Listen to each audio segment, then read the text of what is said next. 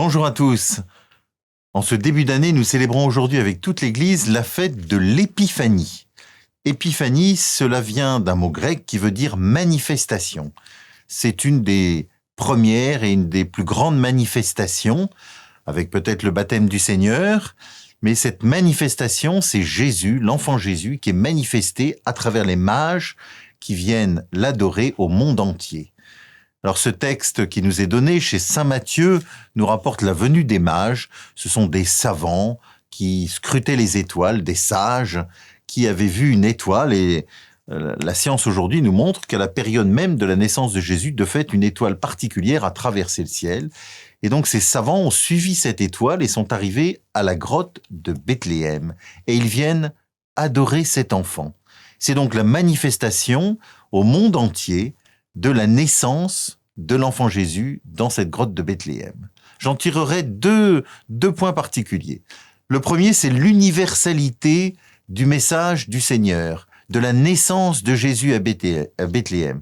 Cette naissance, cette venue de Jésus, sauveur du monde, est un message qui s'adresse à l'univers tout entier. Et la venue des mages, venus d'un pays mystérieux, inconnu, nous le rappelle fortement. Donc il y a une première dimension à retenir, l'universalité. Tout le monde est intéressé, tout le monde est touché par cette venue du Seigneur qui intéresse chacun. La deuxième chose que je retiendrai en ce dimanche de l'Épiphanie, c'est que finalement ces mages sont venus rencontrer cet enfant.